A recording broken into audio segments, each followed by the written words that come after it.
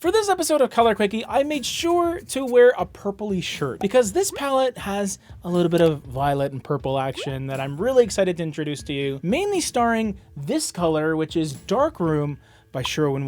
It was requested by one of you, so thank you to my wonderful Patreon members for supporting what we do. If you haven't heard, we do have exclusive content on there every single Sunday. It's an awesome way to support what we do, so thank you so much for joining. So yes, Darkroom. Quite dark, isn't it? This is a color that looks like an off black, and in fact, it is. It's almost a chocolate brown, but what really sets it apart from other colors is that very subtle purple quality, almost a burgundy purple, if that makes sense. Kind of this deep maroon that I find really enthralling. In terms of a paint color that you would use inside your home, there's probably not a ton of use cases that most people would gravitate towards as a main color especially, but for those special use cases, maybe a deep dark office room or kind of entertainment room where maybe you have a projector and you want something really moody, kind of like the black wall I have behind me there. This is a perfect choice for that. But what I think it's really great for is accent pieces in the form of furniture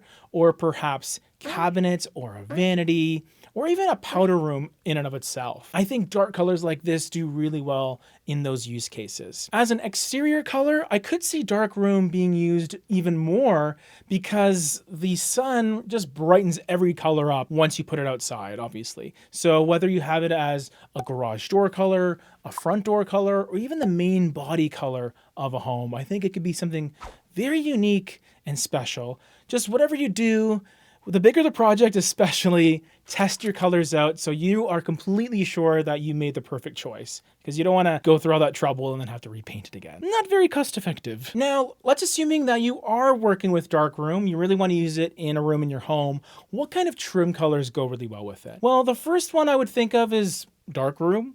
Normally, these dark colors actually do pretty well when continued onto your trim. Just make sure that you're using the correct paint on each surface. So a drywall specific paint, basically an architectural coating that's designed for walls. So your typical eggshell paints, your mattes, things like that. But once you go into the trim, you want to bump up the sheen to at least a satin pearl or a semi-gloss to give you a little more washability and durability. But if you wanted a different color, maybe you wanted a nice pure white, then just put on pure white. Pure white by Sherwin is a wonderful choice for a trim color, and it brings in a little bit of warmth without feeling too creamy or anything like that. The undertone is yellow, but it is very slight, so it's just going to feel a little more glowy, like it's gonna feel like your trim has a bit of an aura to it. It's pretty nice. And then if you weren't looking for white trim, but you still wanted something maybe a little more on the lighter end so you can notice it against Darkroom, Minute Mauve would be a good choice. And this is a mid-tone color, so it's not very dark at all in the grand scheme of things, but it also doesn't feel like an off-white. It has some substance to it. And it shares some of the undertones that are found in Darkroom.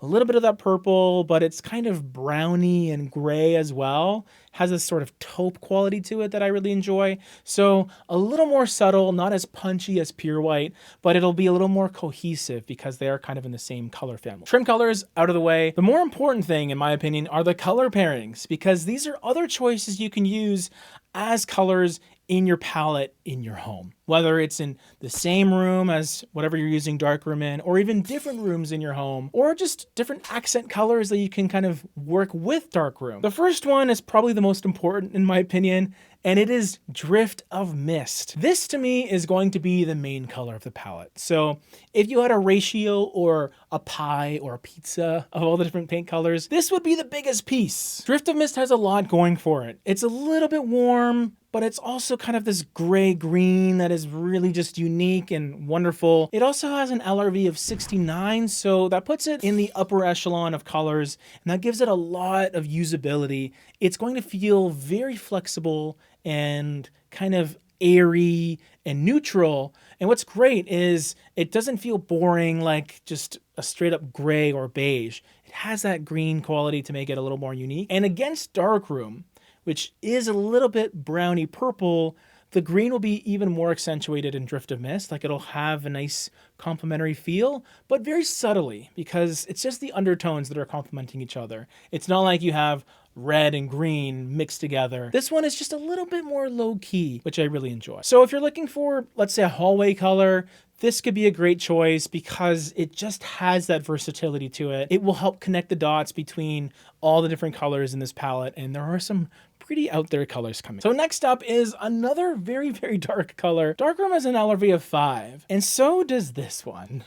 Majestic Purple. Bam, look at that. This would be the next color on this list, and yeah, it is dark, but it also feels a little more saturated with color. It doesn't feel as close to black as Darkroom, and it almost has a jewel tone, like sapphire quality to it. A little bit of a purple undertone as well, but it sort of goes into like an indigo direction that I really enjoy. And this is one of those colors that, yeah, you could use it in a room, but I almost see it more as an accent piece. So you just have it incorporated within the overall palette, but not necessarily heavy-handedly done. Maybe not an ideal choice for a living area, but in a bathroom, I think it'd be really nice.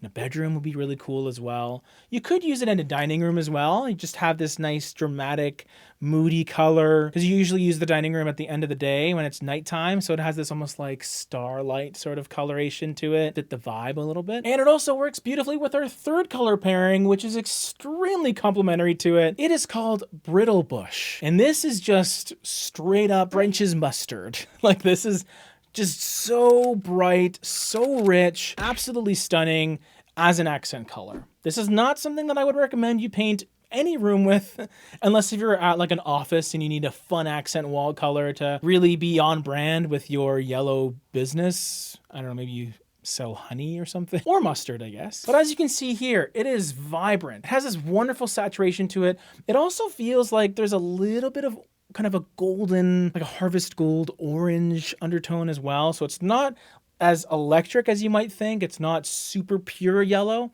It does have that gold feel to it, and I think it works beautifully, absolutely beautifully with the darker colors in this grouping, especially Majestic Purple. So those two, they're gonna be co-accents within a room, and then the other colors are more designated for the walls, in my opinion, but you could switch it up any way you want. Those are just the ways that I envisioned it when I put this color palette all together. Let me know what you think. This one's a bit more moody with a little bit of electricity, very different from what I normally go with, but I wanted to give you some variety, so there you go. Speaking of variety, there's another video right over here for something completely different, I promise you.